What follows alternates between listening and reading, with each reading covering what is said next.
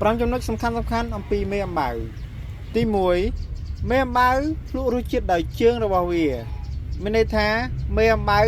គឺអត់មានអណ្ដាតទេនៅពេលវាដឹងរសជាតិនៃអង្គធាតុដែលវាបានទៅទុំលើនោះហើយវាក៏គិតថាឆ្ងាញ់នោះមិនឆ្ងាញ់វានឹងយកមាត់វាស៊ីតែម្ដងទី2មេអំបៅមិនស៊ីអាហាររឹងទេមេអំបៅពេញវ័យប្រើមាត់ជាបំពង់វែងមួយដើម្បីបឺតទឹកដមផ្កាឬវត្ថុរាវផ្សេងនិយាយឲ្យងាយយល់វាមានបំពង់បឺតផ្កាផ្ទាល់ខ្លួនទី3ស្លាបមេអំបៅមិនមែនពណ៌ដូចថ្នាំលាបទេពណ៌ស្អាតនៅលើស្លាបភាគច្រើនកើតពីស្រទាប់ស្កែលតូចៗដែលគ្របនៅលើស្លាបពន្លឺព្រះអាទិត្យប៉ះទៅលើវាធ្វើឲ្យយើងឃើញថាវាមានពណ៌ដ៏ស្រស់ស្អាតឆើតឆាយទី4ដំណើររបស់មេអំបៅវាបានជួយដល់ការបន្តពូជរបស់ផ្ការុក្ខជាតិនានា